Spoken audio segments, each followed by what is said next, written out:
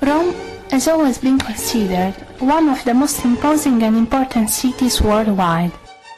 Nevertheless, it could be useful to know some of those personalities that contributed to Rome's fame.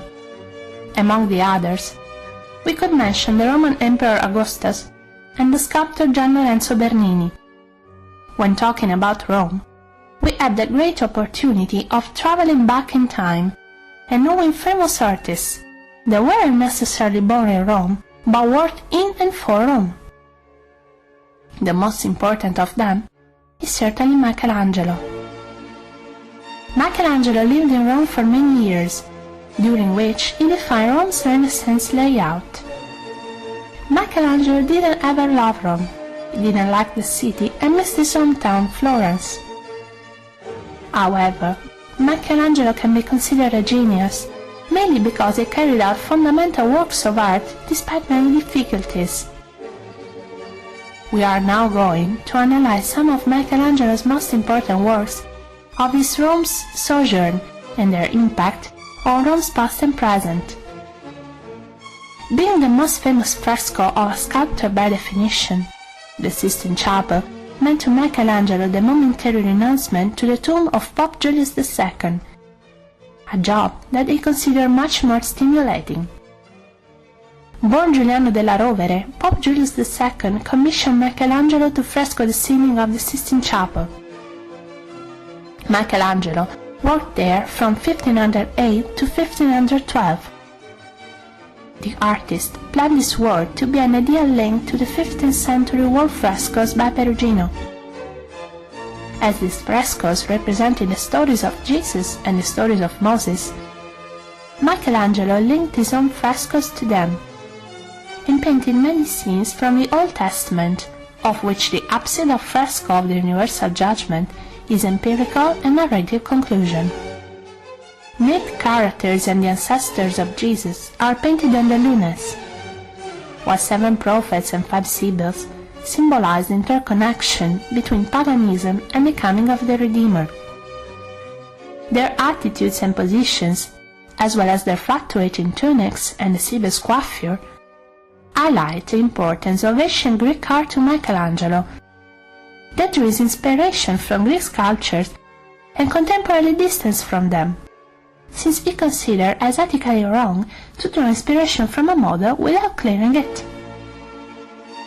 The mankind Michelangelo represents in the 9 scenes of the ceiling is a direct consequence of his art theories. All these characters are great in every attitude and mind, such as Adam's astonishment in the 4th scene, the pain of the flood's victims, or even Noah's sleep. Michelangelo grew so skillful a sculptor that he frescoed and painted his works with a peculiar attention to details of a sculpture, so that each character of the Sistine Chapel moves in a different way from the others, and their anatomical details seem directly taken from statues.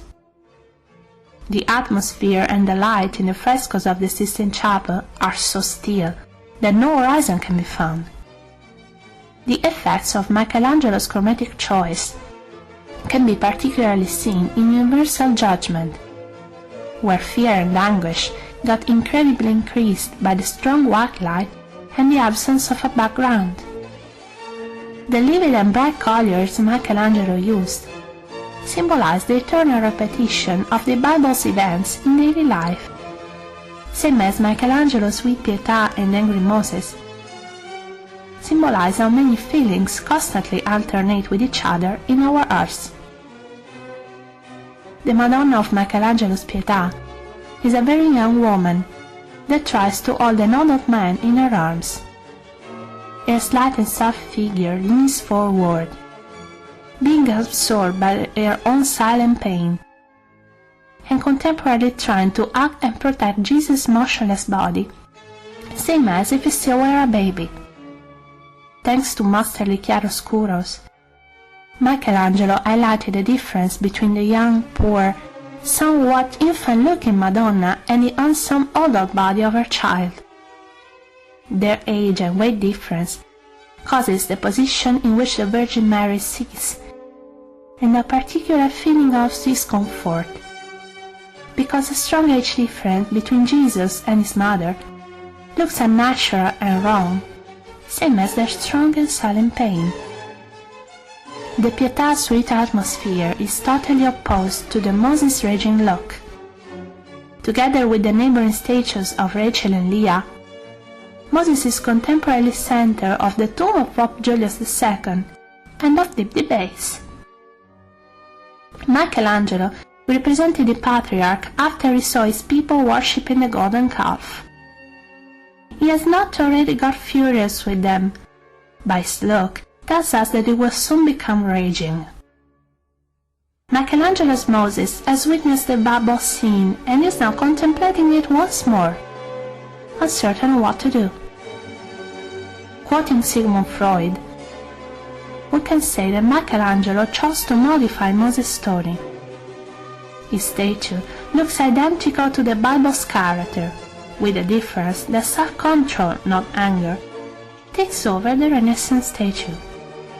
No tablet of the law will be broken, no golden calf will be burnt. Moses' raging look and his head's sudden movement witness a tragedy that is not going to take place, while Moses' proud attitude and elegance underline once more how confident Michelangelo was in art, the only possible mean through which man can set free statues for marble blocks and modify history in space. Michelangelo reiterated this concept as he dealt with Rome's Capitol Square, where he played a leading role.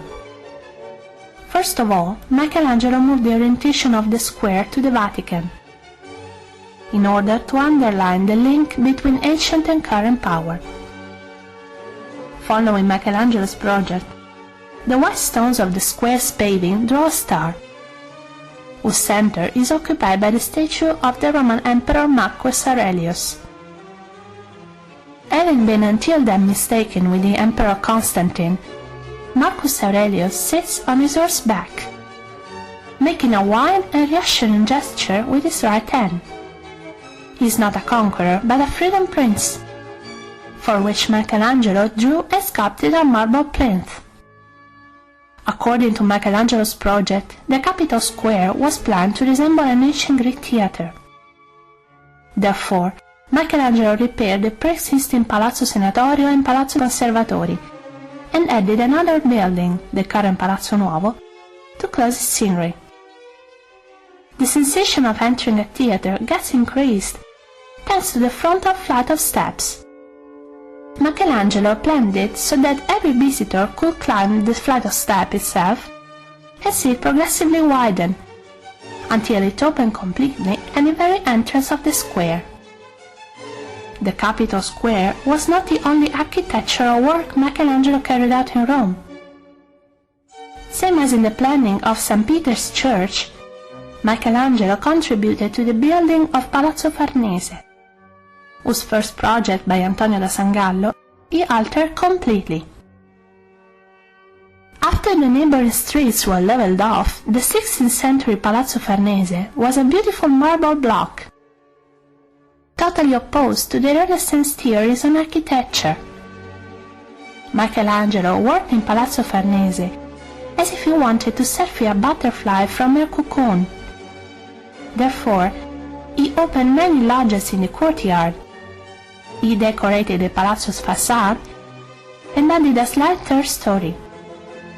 The elegant appearance of Palazzo Farnese, on whose facade pilasters and marble lilies alternate with each other, was considered as revolutionary during the Renaissance and until recent times. These are only some of the works Michelangelo carried out in Rome. Nevertheless, just try to think if Rome could exist the way we know it, without a man that did not love her, but worked for her and became a model for many people, both as an artist and as an ordinary man. Not only raised Michelangelo's commitment at the Renaissance art level, but this also added patience, self-denial and passion to the great category of what we call art. Michelangelo did not only set free statues from their marble chains. even if we probably didn't mean to. He helped Rome's evolution from the imposing models of the past to a great and sparkling present. Moses, the Capitol Square, the Sistine Chapel, Michelangelo. Can works of art and artists define a city like Rome? Probably not, but they can determine her destiny.